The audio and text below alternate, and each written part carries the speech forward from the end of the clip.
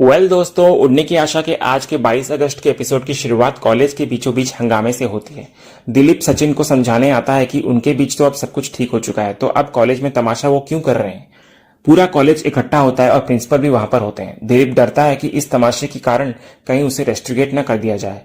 इधर सचिन उल्टा दिलीप को धक्का देता है और बार बार रोकने पर भी उसे ढकेलता रहता है। साइली बीच में आकर शांति चाहती है, मगर तभी सचिन दिलीप का हाथ मरोड़ देता है। साइली रोकने की कोशिश करती है, लेकिन सचिन उसकी एक नहीं सुनता।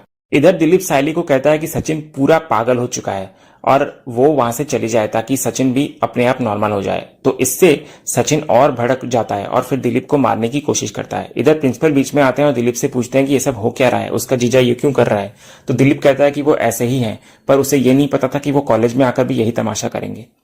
दिलीप आगे कहता है कि उसके पिता के जाने के बाद हालात बहुत बिगड़ गए, इसलिए वो पार्ट टाइम जॉब करता था और कॉलेज नहीं आ पाता था, पर अब पढ़ाई करना चाहता है। इसी बीच सचिन जोर जबरदस्ती से साइली से पैसे मांगने की एक्टिंग करता है और सबके सामने उसका हाथ पकड़ लेता है। साइली उसे रोकती है, मगर वो बार बार वही हरकतें करता रहता है। दिलीप इधर गुस्से में सचिन को चेतावनी देता है कि अगर उसने उसकी ताई को कुछ कहा तो वो उसके बीच का रिश्ता भूल जाएगा। तभी प्रिंसिपल पुलिस बुलाने की बात कहते हैं। साइली धीरे से सचिन को याद दिलाती है कि उनका प्लान काम क्यों नहीं कर रहा है। तो सचिन कहता है कि सब ठीक होगा, बस वो एक्टिंग पर ध्यान दे। फिर वो साइली को प्रिंसिपल के सामने जाने को ढकेल देता है। तो साइली इधर प्रिंसिपल के आगे हाथ जोड़कर अपने भाई की पढ़ाई और भविष्य बचाने की गुहार लगाती है। प्रिंसिपल उल्टा सचिन पर चिल्लाते हैं कि वो औरतों से बदतमीजी कर रहा है। सचिन मजाकिया अंदाज में प्रिंसिपल को भी पैसे देने की बात कह देता है। तो साइली इधर रोकती रहती है, लेकिन सचिन पैसे की जिद छोड़ता नहीं। तभी उसी वक्त पुलिस पहुंचती है और हंगामे के बारे में पूछती है। तो पुलिस को देखकर सचिन घबरा जाता है, क्योंकि उनके नाटक में ये नहीं था। दूसरी ओर हमें तेजस का सीन दिखाया जाता है, जहां वो पुलिस स्टेशन में होता है। वो स्कैम का शिकार हो चुका होता है और सारे पैसे गवा बैठा होता है।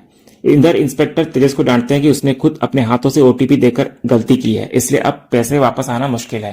केस साइबर क्राइम को ट्रांसफर होगा और उसमें वक्त लगेगा। तो तेजस उठकर वहां से चला आता है और परेशान होकर सोचता है कि अब बिल्स वो कैसे भरेगा और घर वालों को क्या जवाब देगा। इधर वापस कॉलेज में हम देखते हैं प्रिंसिपल पुलिस को बताते हैं कि सचिन शराबी है और कैंपस में हंगामा कर रहा है। वो अपनी पत्नी को भी धक्का दे रहा है, जिससे छात्रों पर बुरा असर पड़ रहा है। पुलिस सचिन को पकड़ लेती है। साइली और सचिन दोनों पुलिस को समझाने की कोशिश करते हैं कि यह सब एक नाटक था, लेकिन इंस्पेक्टर नहीं मानती। कॉलेज की कुछ लड़कियां भी आरोप लगाती हैं कि ये लोग तब से तमाशा कर रहे हैं। प्रिंसिपल भी दिलीप को कहते हैं कि ऐसे आदमी का इलाज पुलिस ही कर सकती है। तो सचिन गिरफ्तार हो जाता है और साइली रो पड़ती है। इधर दिलीप साइली को समझाता है कि ऐसे आदमी को यही सजा मिलनी चाहिए, मगर साइली गुस्से में सब कुछ सच बताती हुई नजर आती है कि पूरा नाटक उसी के लिए था, ताकि प्रिंसिपल उस पर दया करके उसे एग्जाम में बैठने दे। तो दिलीप ये सुनकर हैरान हो जाता है और साइली को कहता है कि उन्हें अब पुलिस स्टेशन जाकर सारी सच्चाई बतानी होगी। तो वो दोनों पुलिस स्टेशन के लिए निकल जाते हैं। दूसरी तरफ पुलिस स्टेशन में सचिन लगातार हवलदार को समझाता रहता है कि यह सिर्फ दिलीप को बचाने के लिए उसने एक्टिंग की थी, पर हवलदार उसे लॉकअप में डाल देता है। उसी समय साइली और दिलीप भी वहां पहुंचते हैं और इंस्पेक्टर को सच्चाई बताते हैं, मगर इंस्पेक्टर कहता है कि एडमिनिस्ट्रेशन इतनी आसानी से केस बंद नहीं कर सकता, और जिस लेडी इंस्पेक्टर ने सचिन को घरेलू हिंसा के मामले में पकड़ा था वो अभी फ्री नहीं है, सुबह तक फ्री होगी, तो उसके बाद ही कुछ हो पाएगा। दिलीप इधर गिल्ट में इंस्पेक्टर को कहता है कि सब उसके कारण हुआ है, तो वो उसे अंदर डाल दे, लेकिन सचिन को छोड़ दे। तो इंस्पेक्टर मजाक में कहता है कि ये पुलिस स्टेशन है, कोई मॉल नहीं जहां एक्सचेंज ऑफर चल रहा हो, तो अब सुबह तक उन्हें इंतजार करना ही होगा। इधर सचिन साइली को समझाता है कि ये कोई बड़ा केस नहीं, सुबह तक वो छूट जाएगा जैसे भी करके, लेकिन साइली उसे रात भर लॉकअप में नहीं रहने देना चाहती और किसी को फोन करने वो फिर बाहर चली जाती है। इधर दिलीप इमोशनल होकर सचिन से माफी मांगता है कि उसने अनजाने में उसे बहुत कुछ कह दिया। फिर वो आगे सचिन को कहता है कि उसने उसे इस एक्टिंग के बारे में क्यों नहीं बताया। तो सचिन इस पर कहता है कि यही तो प्लान था, अगर सब कुछ वो बता देता तो उसकी एक्टिंग थोड़ी ना नेचुरल लगती और प्रिंसिपल उसका पेन थोड़ी ना समझ पाते। तो जो भी हुआ सिर्फ दिलीप की पढ़ाई बचाने के लिए हुआ। उसके बाद आगे हम देखते हैं कि सचिन दिलीप से वादा लेता है कि अगर प्रिंसिपल उसे एग्जाम में बैठने की परमिशन दे दें तो वो इज्जत के साथ पढ़ाई करेगा और अपनी मां बहन का सिर कभी झुकने नहीं देगा। तो दिलीप रोते हुए वादा लेता है कि वो ऐसा ही करेगा और सचिन उसे हिम्मत देता है कि वो अब रोए ना। इधर दूसरी तरफ घर का सीन दिखाया जाता है, जहां बाहर एक डिलीवरी बॉय आता है और कहता है कि ये पार्सल रिया के नाम पर है। तो रेणुका पार्सल रिसीव कर लेती है और उस पर साइन भी कर देती है। अंदर आते ही रेणुका थोड़ी हैरान होती है कि रिया रोज रोज इतने पार्सल क्यों मंगवाती है। तो जिज्ञासा में वो बॉक्स खोलकर देख लेती है।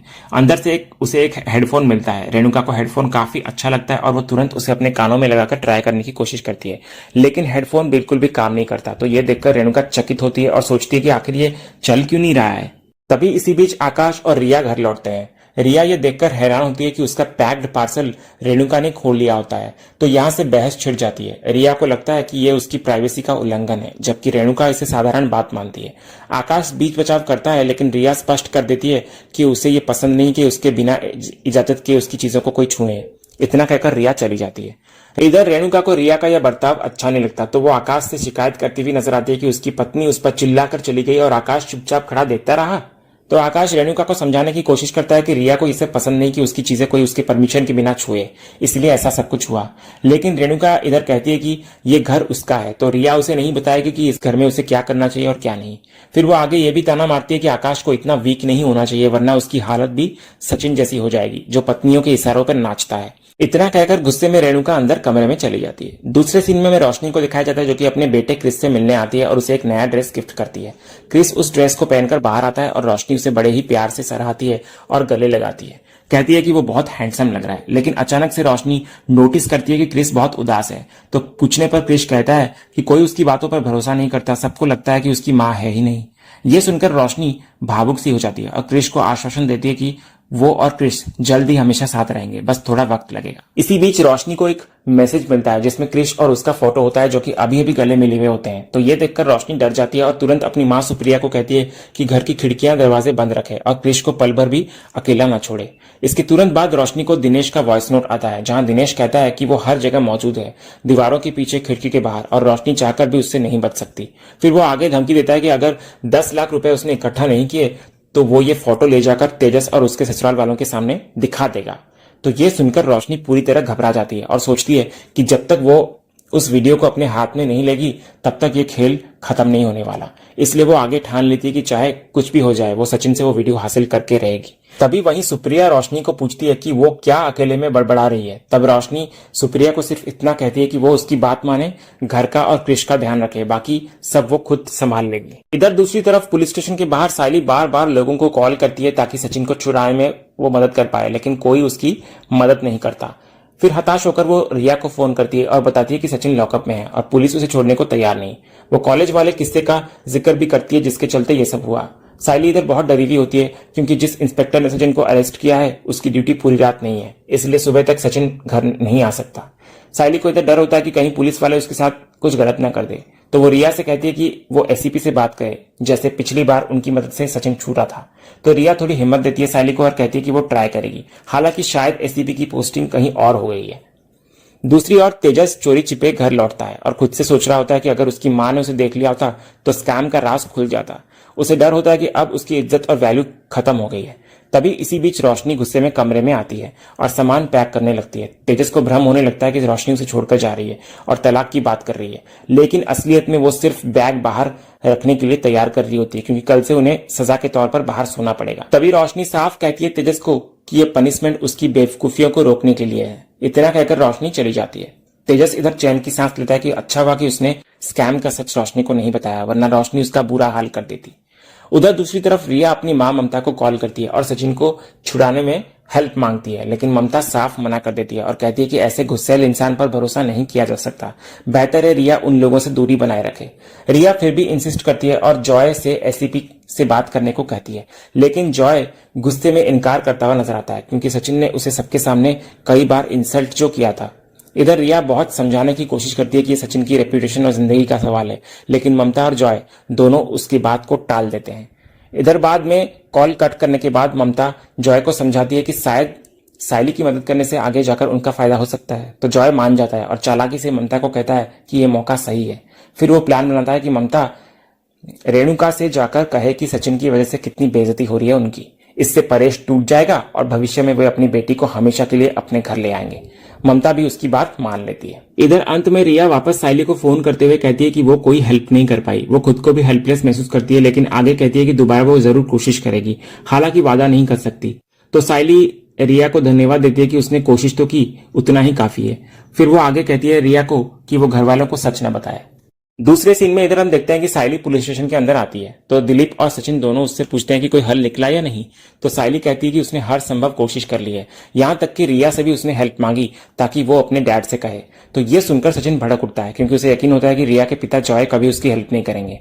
लेकिन सायली साफ कहती है कि वो सचिन को जेल में देख ही नहीं सकती और जिसके पास भी उसे मौका दिखेगा उससे वो मदद मांगेगी। इधर सचिन सायली को समझाता है कि ज्यादा परेशान होने की जरूरत नहीं है, सुबह इंस्पेक्टर आने पर उसे छोड़ दिया जाएगा, इसलिए सायली को घर लौट जाना चाहिए। लेकिन सायली जिद करती है कि वो सचिन को छोड़कर कहीं नहीं जाने वाली।